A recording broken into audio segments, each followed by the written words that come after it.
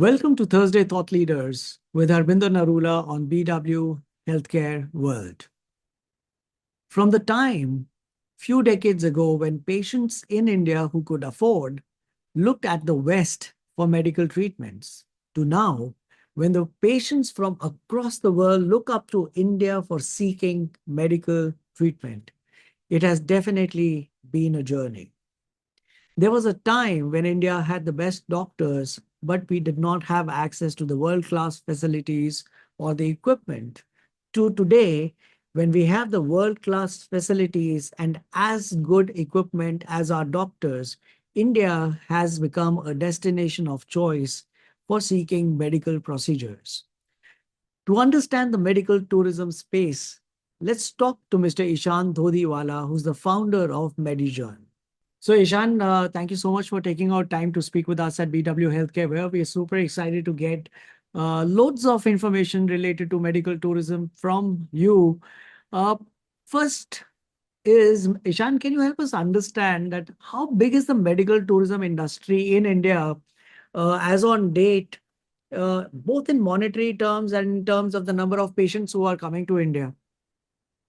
Sure. Firstly, thank you so much, Arvinder, for having me on and taking time out to have this chat with me. It's a pleasure of mine to be chatting with you. And to answer your question, the medical value travel industry essentially is growing at a very rapid pace. The last probably 5-7 years, it's been at a constant incline in terms of the number of patients, the revenues, the market size overall.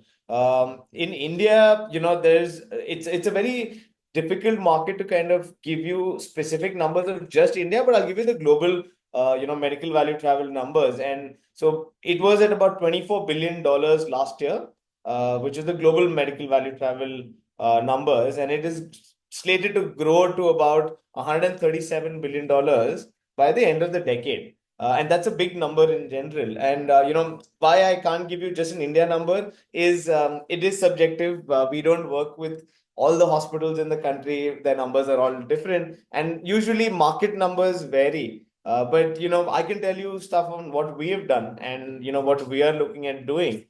But is there any idea about how many people are coming to India for treatment from across the world? I mean, I'm sure there's some industry numbers that are. But again, so I'll give you a brief on what we do. So we work with Apollo hospitals exclusively for the Indian market. And there was about 20,000 patients that came in last year to Apollo Hospital Group. So that is the number that I can give you. The rest of the numbers will be something which other hospitals will have, because we don't work with any other hospitals in the You country. don't have the industry numbers available with you. It varies, and that's why I don't like to quote them, because there is no real one single number that people can give you. It'll vary from different Only people. working with one hospital in India? We only work with Apollo hospitals, the entire group.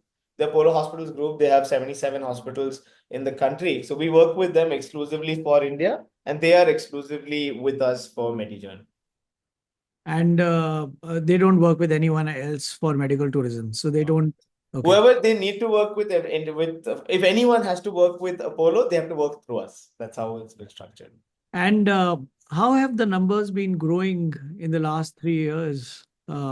So I would say year on year in terms of percentage, we saw a big spike from 2020. So COVID, because our company was founded in 2019, we just started off properly in 2020, and then the pandemic kind of hit us. So it was a big drop, as we just started, and it was a full stop for about a few months.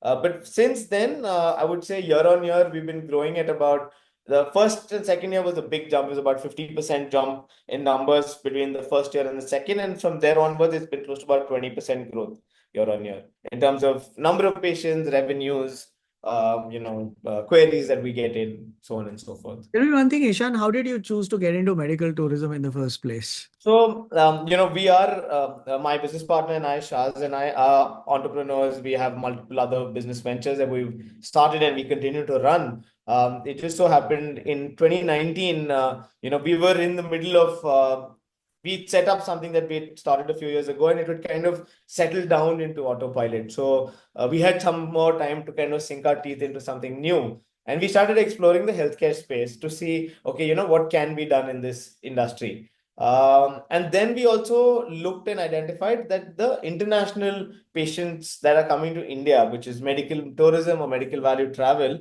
is a space which is very fragmented, disoriented, like not very organized.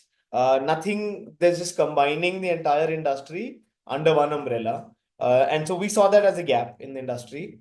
And we are close to we know the Apollo group personally, so we reached out to them and we gave them a proposal saying this is what we feel can be done. Would you like to take this up? And they liked our proposal, so they said fine, go ahead and start. Let's see how you guys do, and then you can kind of take over and run that bit. And that's how we kind of saw that gap in the market, and we approached it with that. And here we are 5 years later with over 170,000 queries, over 70,000 patients treated, with offices in about 30 countries. And so basically, we just saw a gap in the industry and kind of plugged ourselves into that gap. And we do, it's simple for me to say that, but we do quite a bit to plug that gap that was there. So Ishan, what was the gap that existed? Because medical tourism, I'm sure Apollo was working, Apollo Yes, was bringing patients from overseas correct. anyway until Correct. 2020 as well. Yes. What was that one thing that you offered that they were not getting from anywhere else? And what was that gap that you identified that you yet MediJourn plugs? Yeah. So, when we started or when we kind of pitched to them, everything was still being run on WhatsApp or email. There was no tech platform that was tying the entire international piece together. You may call it a CRM, you may call it a query management platform, whatever you want to call it, but that's the essential tech platform that we developed. It's called MediSupport, which is a proprietary tech solution that we've built, looking at the key requirements of both the patient side and the hospital side, and we put that together.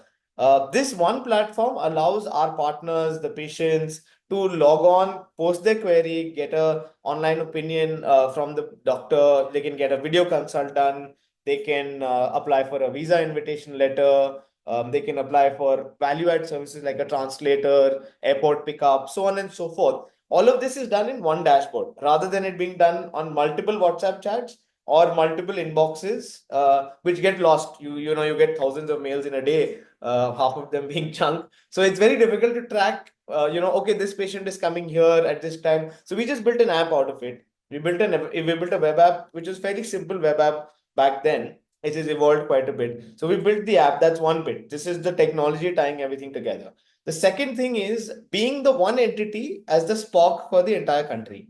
So what would happen is there is, like I said, 77 Apollos, 9 of them are JCI accredited, so they can treat international patients. But there would be a partner, say, based in Delhi, who has a patient who's coming down from, say, Kenya, for example.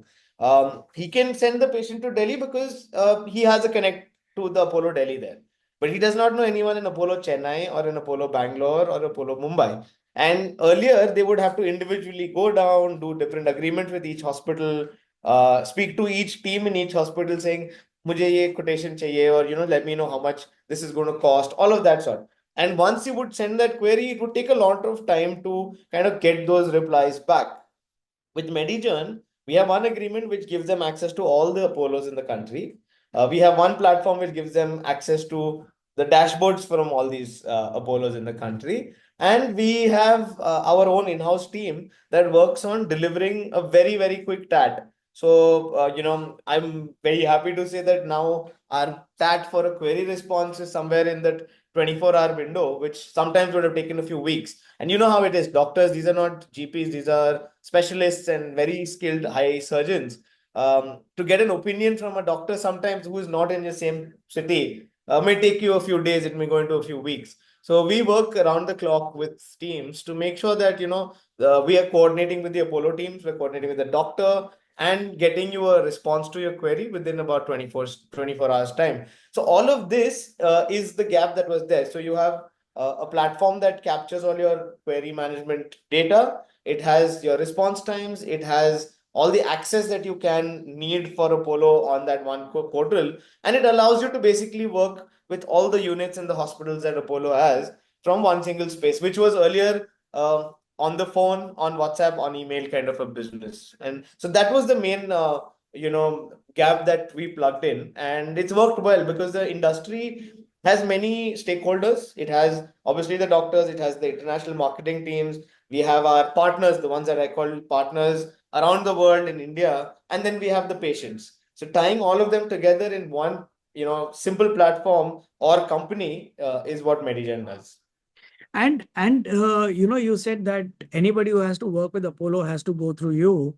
So you are an exclusive partner for Apollo. Yes. Is it also exclusive? Is it mutually exclusive that Yes, you it's cannot work mutually with anyone exclusive. else? Yes, it's So you mutually cannot exclusive. work with anyone else in the country. In the country, it's it's a on-site thing. It's morally agreed upon that we won't work and we don't work with anyone else apart from Ayurved, which is a new Apollo acquisition.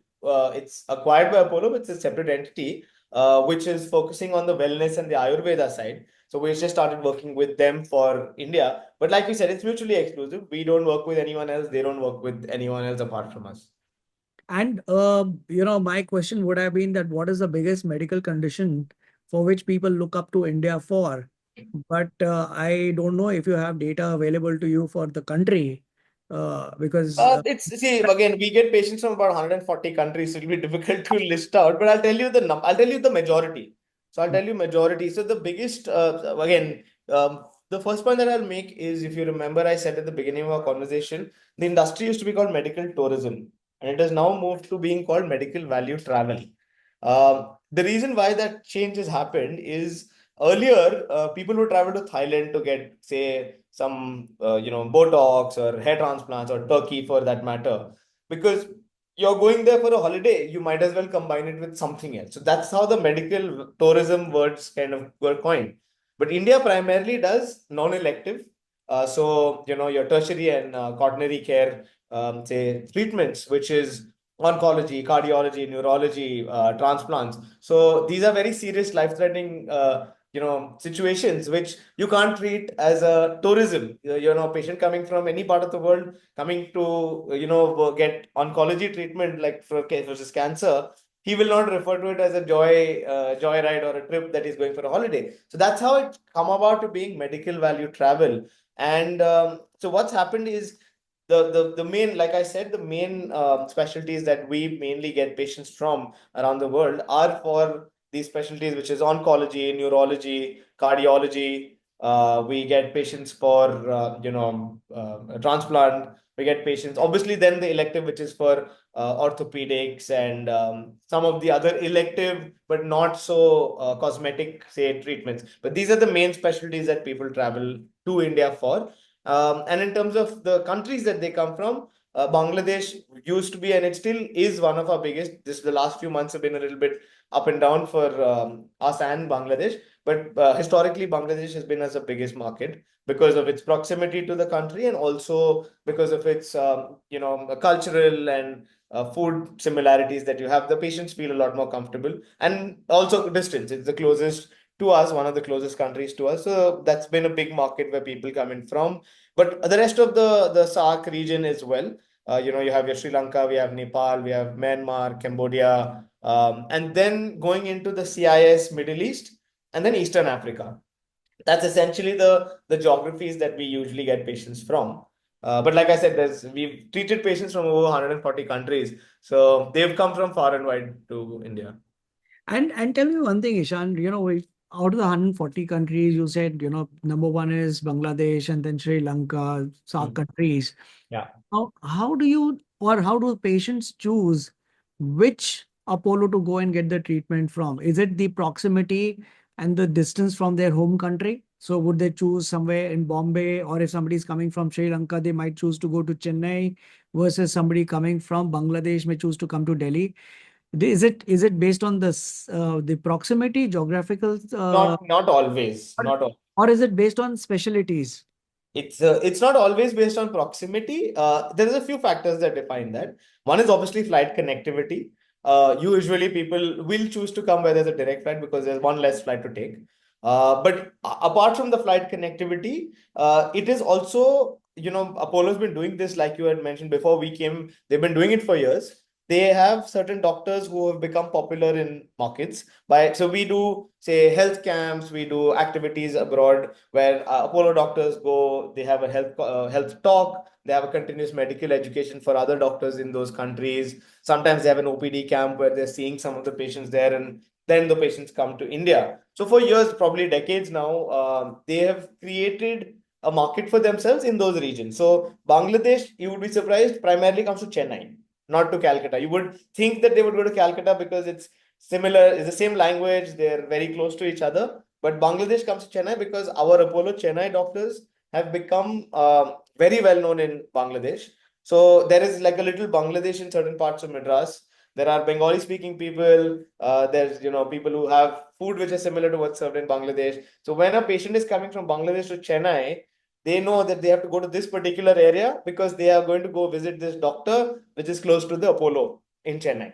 So that is how the flows have kind of been established. Like East Africa has been very historically known to come to Mumbai because of your Kenya, Tanzania, there's a lot of Gujarati population.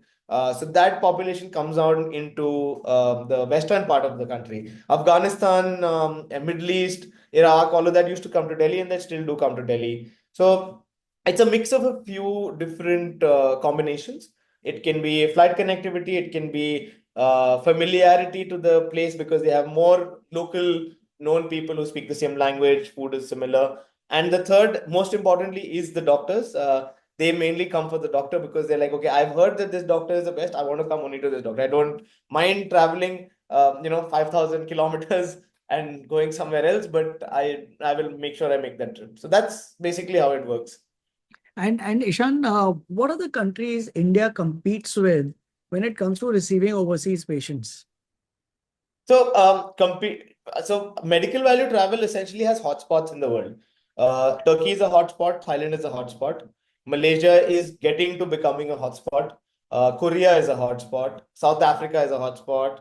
The USA is a hotspot, and now some parts of South America. So Ecuador, Chile, Costa Rica, they're becoming more averse, or they're becoming more accustomed to being called medical value travel hotspots. So every different geography or every continent has one or two hotspots of medical value travel, and patients start coming from that region to that area. So a lot of the North American, say, population goes to the Caribbean and to South America because that's the closest for them.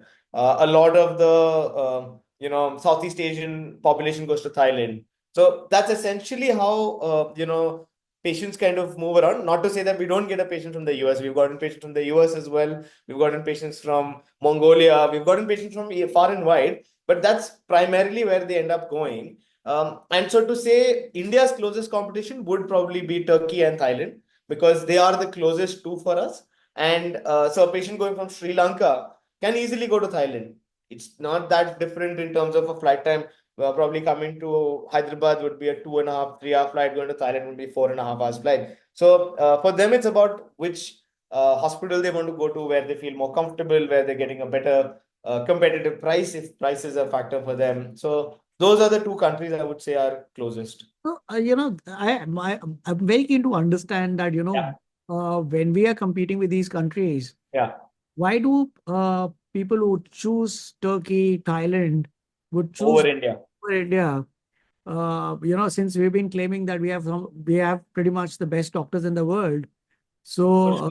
is cost the only reason that they would go there? So, No. what are the various reasons for which they choose the country that people choose to go to? Sure. So essentially, India does have the best clinical outcomes. It has the best doctors and it has the best equipment for sure. Like we have our proton therapy center in Chennai in Apollo, which is the only proton beam therapy, which is a pencil beam, the most accurate proton therapy in the world from say Eastern Europe to Korea if you remove China. We are the only one which have that machine. So essentially, clinical outcome, doctors, the skill of the doctors, the repetitiveness with which they treat patients because they do so many more treatments, they are far superior in terms of the doctors.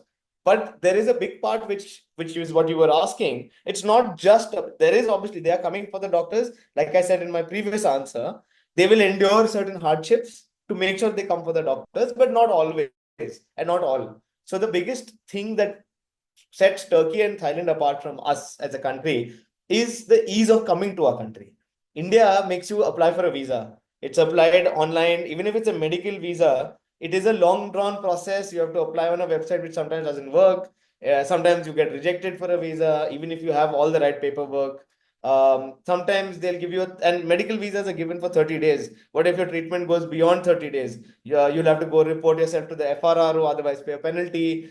So there are certain red tapeism which India has created even for medical patients. And I think if we need to compete with the likes of Turkey and Thailand, both of them have no visas. You don't have to apply for a visa. You just land there, pretty much fill one paper, and you're allowed to go into the country. They are very, very good at their, outside of the hospital services, the pickup from the airport, the drop, the way they, handle everything. There's no mess up. There's no confusion. So those are the things which make a patient probably think, okay, let me go. So like Africa, Ethiopia, and all certain of those countries in that region, they're very comfortable going to Turkey. West Africa also. Today, if you want to take a flight from West Africa to India, you will probably have to go to Dubai or Qatar or Abu Dhabi, connect over there, take another flight down, and the flight is going to cost you, economy class is going to cost you over 2.5 lakh rupees. Whereas they have very good connectivity to Turkey, so they might as well just go there. So there is a few challenges which is beyond the clinical, outcomes, which is the flights, the ease of coming in, the ease of traveling to the country, and the comfort that they'll have once they are in this country. We try our level best to kind of help resolve that, but some stuff is beyond, some of the geopolitical things are beyond our reach. So, that's where we face those challenges. And Ishan, how does medical tourism work?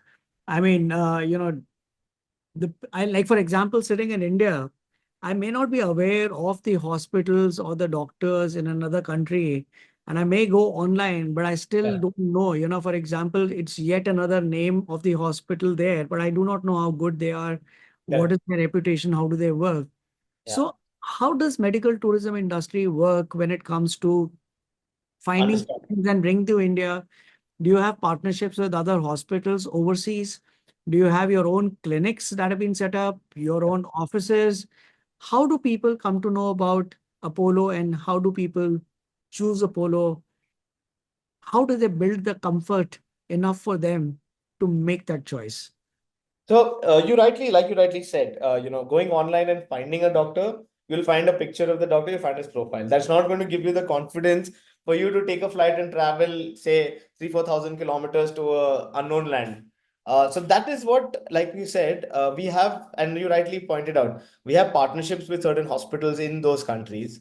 So like we'll have a clinical collaboration with the hospital group in Africa and Tanzania. We have a partnership with Ocean Road Cancer Center in Dar es Salaam. We have a tie-up with the Murni Tegu Hospital in Medan, which is in Indonesia. So we have these hospital tie-ups where Apollo will not just help them increase their clinical understanding through knowledge share sessions, but also, there'll be some kind of they may have a complex case they want to refer and see, okay, we cannot do this, can you help us? So those kind of tie-ups are there. We have clinics. We have a clinic in Uzbekistan, which is a MediJourn clinic. We own the clinic in partnership with Apollo, obviously, where we have local doctors there. We have our doctors who travel from India to Tashkent, and they visit those places basically probably once a month. And we have camps that happen in Uzbekistan. So like the Uzbekistan clinic, we have a few more clinics around the world. And then the simplest tie-up or the simplest version of this kind of a touch point is a thing called an Apollo Hub. We have these information centers around the world. This is what I said. We have close to 30 now. We're at 29. The 30th one is just opening soon. These are partner driven or in partnership with a local partner. We've opened an information center or an office, you want to call it, in that region, which gives these people an opportunity to come there, meet someone from, say, the Apollo MediJourn, environment or ecosystem, and then even do a video consult with the doctor sitting there. So today, if you want to go to, and again, I'll tell you, someone I knew recently did this. They wanted to go to the US and consult with a doctor in the US for a neuro issue. They've been writing emails to Mayo to no response for like 2 weeks, 10, like over 15 days. They've asked them to see if we can do a video consult, and then they've not gotten an answer. So it's the same both ways. Not just saying that it's difficult to get a video consult appointment from the US hospitals, probably maybe the same this side as well. But it does need some kind of intermediary intervening in the middle to help coordinate and put it together. So you can walk into one of our Apollo hubs around the world, whichever is closest to you, and say, listen, me or my family member or someone I know needs this treatment. I am suffering from this. Can you tell me what is the best solution? So they'll get you an opinion. They'll say, okay, can we do a video consult? They'll organize a video consult. That putting the doctor and the patient together, it could be in a room or it could be on a video call like how we're doing. That is the most important bit, because that's the thing that gives them the most confidence, and it gives them that satisfaction that, okay, I've spoken to the person who's saying he will treat me, and I have the confidence that I will travel around the world to meet him and he will solve my issue. So that is what the whole medical value travel or medical tourism industry is, especially for the tertiary care bit. Because see, if you want to get Botox or lip fillers or a hair transplant, you will still go out on a limb and take a chance. But you're not going to take a chance if someone's saying, okay, I'm going to do a transplant of one of your organs on you. So that's basically how the industry works. And tell me one thing, I mean, of course, this question would have been more relevant if you were working with multiple hospitals. Yeah. But typically, have you seen what has worked best? The patient getting comfortable with the doctor, or patient saying that, listen, I don't care about the doctor, I'm going to Apollo, right? What typically works better when you're looking at building that credibility or comfort in the patient's and their caregiver's mind? See, it always starts from the brand for sure, because Apollo is it is Asia's largest healthcare groups in terms of number of beds, hospitals, doctors, consultants, all of that. So we are already very well known. Apollo is very well known around the world, at least in the Asian part of the world. So when a patient is trying to say, okay, I need to go to India, they would have pretty much known the Apollo name, and it gives them more confidence. But also, like you said, sometimes they know the doctor and they will only come for the doctor. So if they say, no, if I'm not getting treated from this doctor, I may go to another hospital. So it works both ways. It's a little subjective, and it's more case to case basis. But it is a mix of both, and it does add to the fact that if it has the Apollo name behind it, it gives it a lot more backing. That's for sure. And Apollo, anyways, is one of the most well-equipped hospitals in the country. Yeah, yeah. It is equally equipped with any other part of the world, and in some cases even better. I mean, if Yes. keeping in mind the countries where they're getting the medical tourism or travel from, Yes. they're better equipped than the hospitals there. Uh, but what is the usual cost difference when they're coming in? Also, I want to understand, since you moved from, it is not just about trying to get medical facilities cheaper. Obviously, it could be more expensive than, say, Bangladesh, right? So, are people coming to India because of price, cost? Is it lower cost? And if it is, how much is the difference? And also, have you seen cases where people have come in to India despite India being more expensive than their own country? 100%.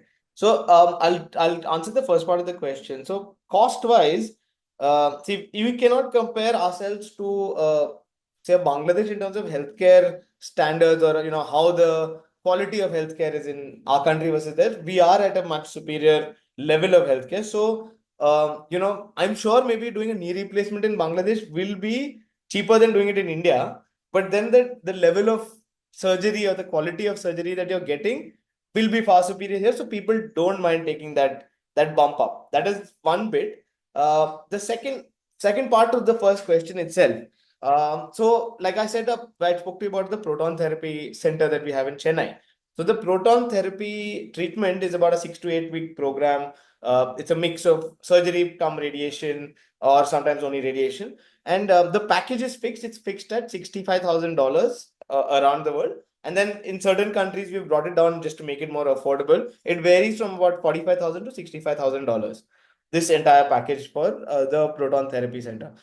A similar treatment in Germany would cost you somewhere around $350,000. So that is a big price differential that I'm trying to tell you, which again, even a knee replacement in India would be about $6,000 to $8,000. In the US would cost you about nowhere less than $35,000 minimum. So we are significantly lower when you compare us to a healthcare destination which is at the same clinical outcome. So America, Germany, will be clinical outcome wise similar to India, but we are at significantly lower costs. We can't compare ourselves to Africa or Bangladesh because they don't have those services to do. And so to answer the second question that you had, where people have traveled even despite it being more expensive than their home country, is Bangladesh again. I know I met a patient in Chennai. He had come down for treatment and his mother was not well. Actually, he'd come down for his mom's treatment. And I met him in the hospital and he said, I'm going back now. I'm going to sell some of my land and I'm going to come back because I need that money to afford the treatment. But I know if I don't do that, my mother won't be treated. He went back, came back after about 10-15 days, got the money. So they know that if they come here, they will be for sure treated the best possible way. And whoever is going through their ailment will kind of get out of that, by coming to India. And for that, it doesn't matter for them to try and move, whatever possible roadblocks that they have to come and do it. It is a big bit of both. Sometimes there are very well-to-do families from Africa who could very well go to Germany and spend the 300,000, but then they're like, why should I do that? I can go to India. It's the similar time, similar distance. I may have some familiarity here than there, and I do it at 1/5 the cost. So it's a mix again. The thing with healthcare is there's no one-stop solution that fits everything, but it's a variable mix of the few things that I said. And Ishan, in one of your earlier answers, you had said that there was an instance where somebody wanted to get a consultation from another doctor in the US. Yeah. Are you also looking at sending patients from India to overseas? Do you and Apollo have this kind of an alliance as well? Yeah, so we just completed 5 years of our company the past month.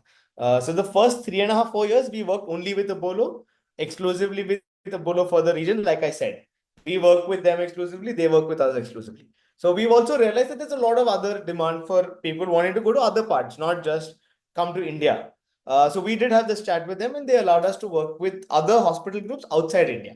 So we've just started working with we signed with this group called Samitwej in Thailand last year. And we are working on signing a new contract with a group in Turkey. I won't name the group because we've not yet signed it, but we should be signing it soon. So the idea is that in each, like if you remember the conversation I said, there are hotspots around the world. So in each hotspot, we only want to work with one group in that region. That's it. It may be that we are exclusive to them and they are not exclusive to us right now, but we are working to get to the same level that we are doing with Apollo with them eventually. But we have just started working with these two regions.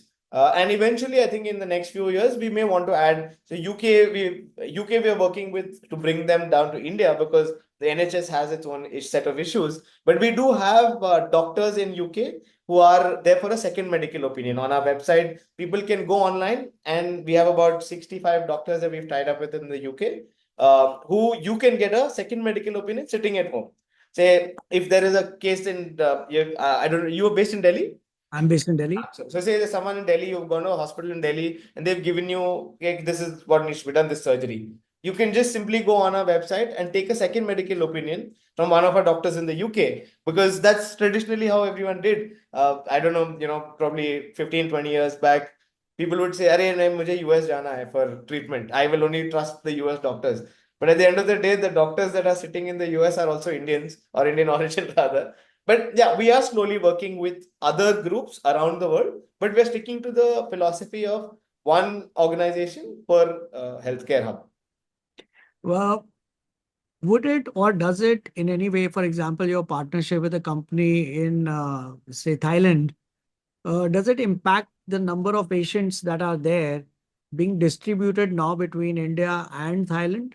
Not really, because we are not digging into our existing pie to take them there. We are adding that bit for newer, say, leads and which we were earlier not entertaining.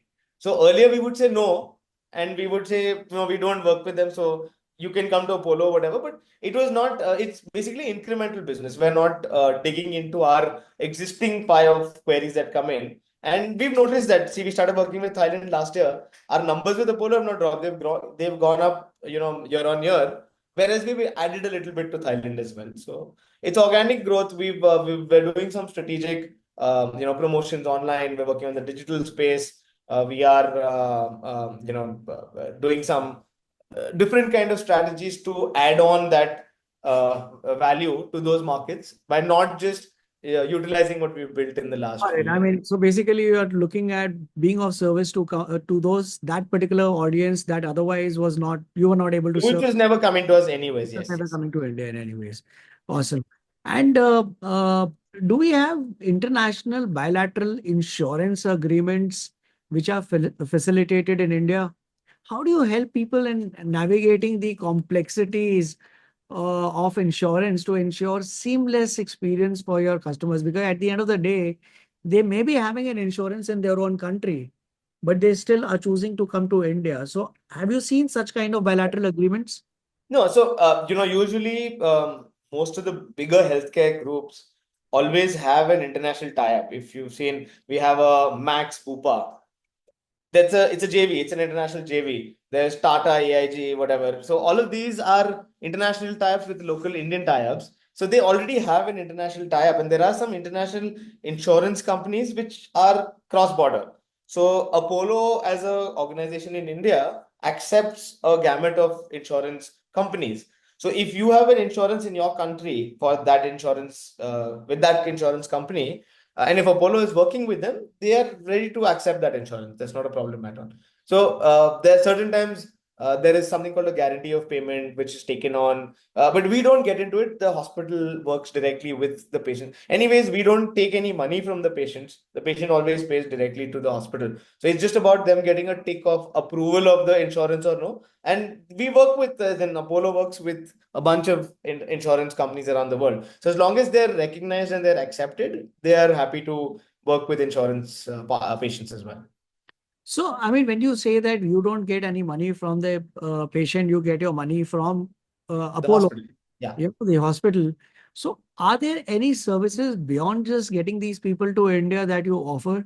Because typically, when we used to use the word medical tourism, it used to be about receiving them at the airport, getting the Yeah. visa done, hotels done, Yeah. and it Yeah. also included a lot of other activities, which in your case you specified people are coming to India for serious healthcare Correct. Correct. conditions. So it's not Which is like like what you're talking about is like wellness and Ayurveda and all. So I understand. No, no. So apart from, see, we're primarily Apollo's strategic and marketing partner.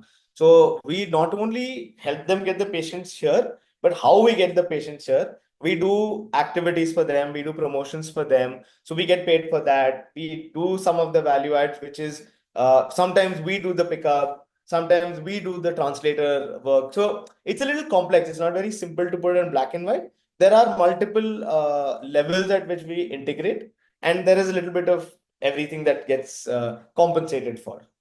so. If I understand correctly, Ishan, you are very different from a typical medical tourism company. Yes, You're basically an extended arm of Apollo in India, which is looking at international marketing.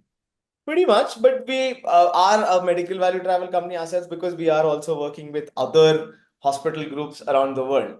So that is that's the uniqueness of our situation and our position. That in India we do work pretty much with an only Apollo. Hmm. So even though we are a separate entity, you can very well say that we're an extended arm of their international marketing division. But as MediJourn ourselves, we have our own entity and an identity outside of India. So it's a unique situation that we're in, and not many people have that ability to. So some of the medical value travel companies, they're just medical value travel companies. They don't have the access to this kind of a setup in different scenarios, and so I think that's where we find ourselves in a unique spot.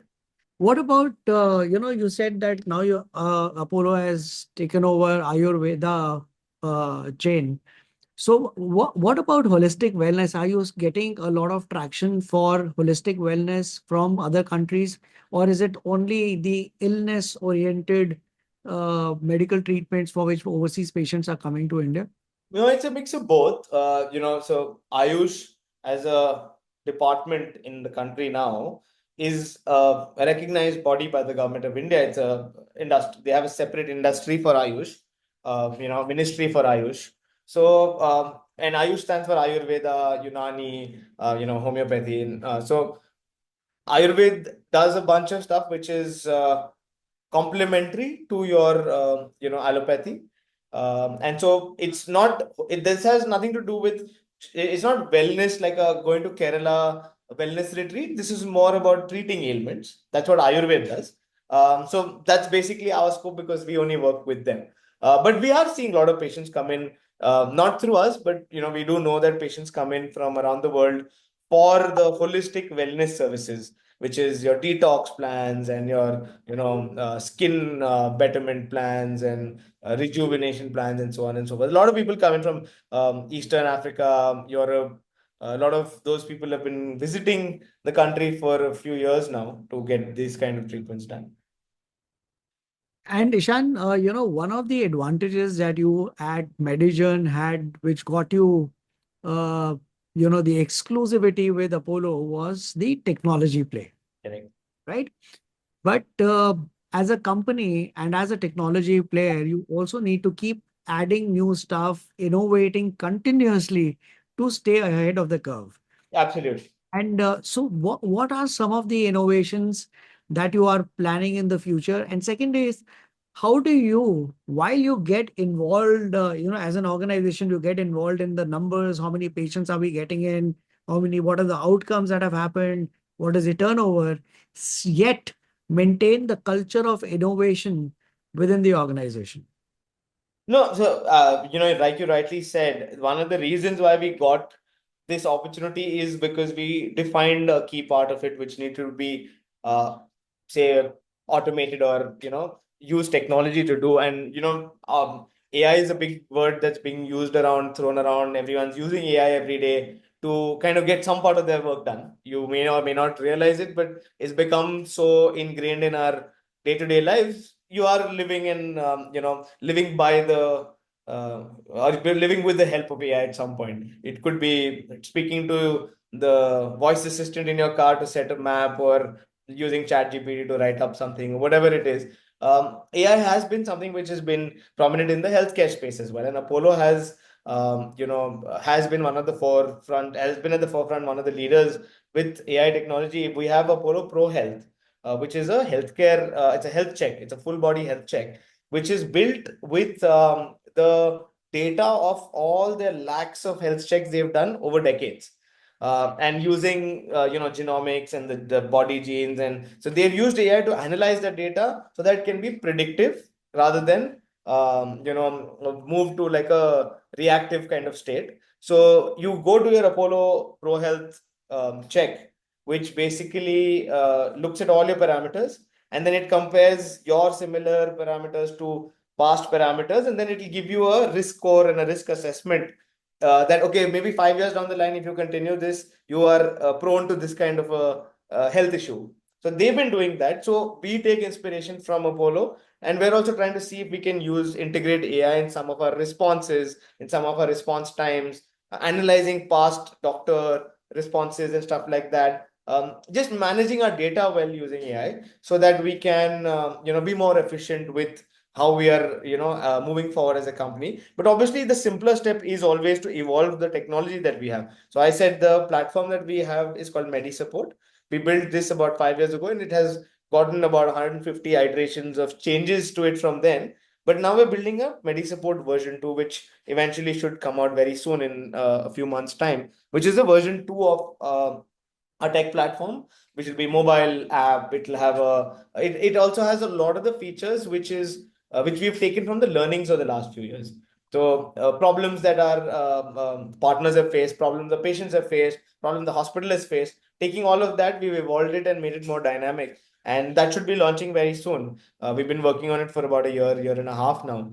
And yeah, that will help speeden up the process, make it even more easier and more accessible for everyone around. Awesome. And Yeah. Ishan, when you're getting patients from overseas, they get treated here, but the treatment is not the end of the medication or the care. Absolutely, But absolutely. every hospital has focused on out of hospital care now, including Apollo. So when it comes to overseas patients, what's the role of MediJourn when a patient returns to their own country and there's a remote monitoring that is needed, follow-ups that are needed? Yes. What is the role of MediJourn there? It's exactly what you said. So we call it post-care continuum, where once the patient leaves, once they're discharged and they're happily on their way back to their home country, we have a team that sits and follows up with our patients who've gone back. Like how we did a video consult in the beginning to bring them here, we make sure we do that secondary step once they are back there, where there is a follow-up. We remind the doctor saying, "Doc, you had a patient last month who had come. He got this treatment." The doctors, you're treating new patients every day. They will remember patients for sure, but you have to remind them that, do you remember that patient who came from Ethiopia or who came from Tanzania or from Uzbekistan? They're like, yeah, yeah, I remember that one. So our team's job is to keep them, in the loop, and obviously check with the patient if they're doing well, set up a follow-up call, make sure the doctor comes for the follow-up call. If there is any kind of other additional information that needs to be passed on, we make sure we remind that, put it together in a document, send it to the patient. So there is obviously, again, like how we first got them together, there's also the continuous effort from our end to make that post-care continuum work, because without which they will become the same as what it was before. And these follow-up calls, etc., are additional charge over and above the treatment. No, no. Follow-up calls, we don't follow. This is a part of the thing. And Ishan, what is the future of MediJourn? I mean, how big is the company right now? Let me just first focus on that. So What's your turnover? How many people are working in MediJourn?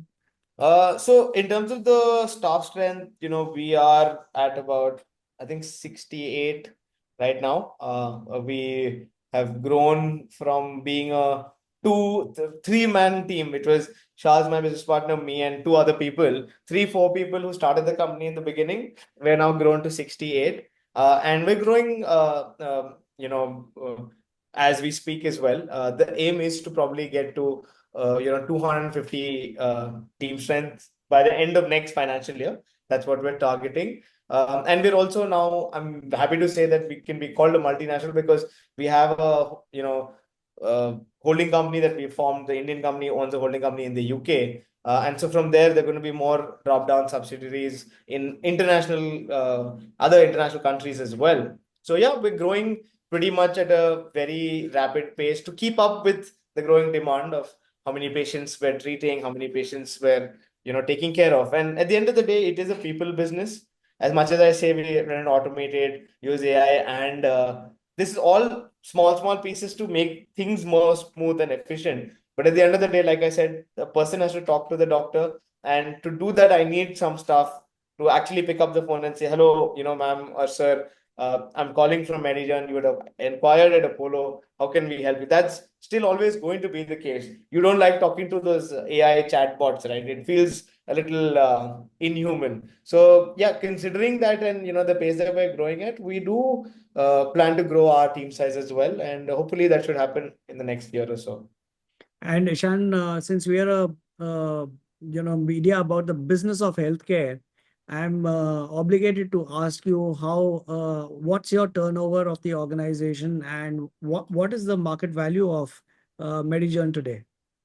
So I know that's it is you are from BW, and that's basically the point of the conversation. But I'd like to see if we can keep that as a conversation to the auditors and leave it at that if possible.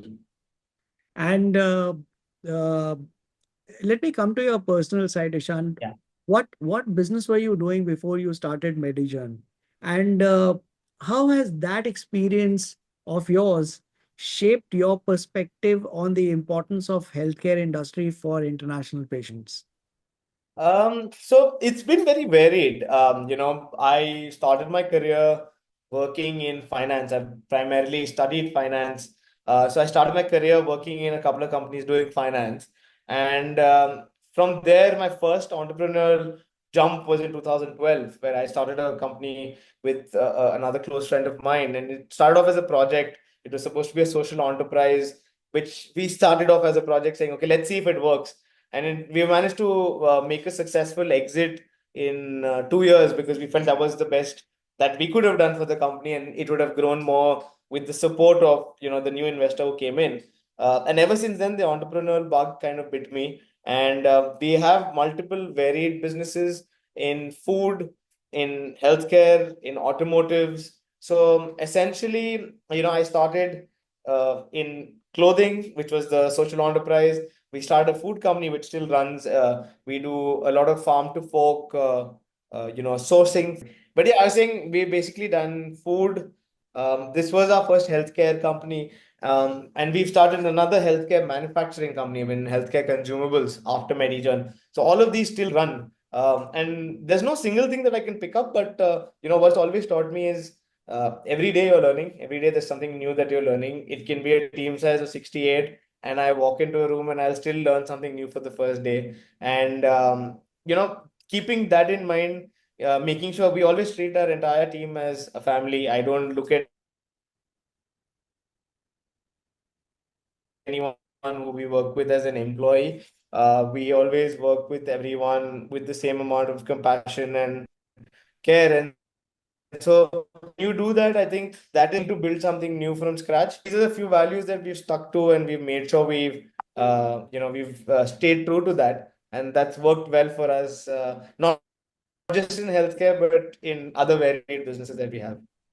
It's been a wonderful conversation. Thank you so much for taking out time. It was a very different perspective because when I thought about what MediJourn does, I did not understand the business model until I spoke to you today and understand how this has become a very beautiful partnership between Apollo and MediJourn and how you're creating value for each other, not just in India, but also serving across 38 offices across the globe. So, congratulations for what you've built in. Thank you so much for your time to speak with us at BW Healthcare World. Thank you so much, Harbinder. Thanks for taking time out. It was a pleasure talking to you, and again, really nice chatting about this industry that we've kind of it to many more heights. Absolutely.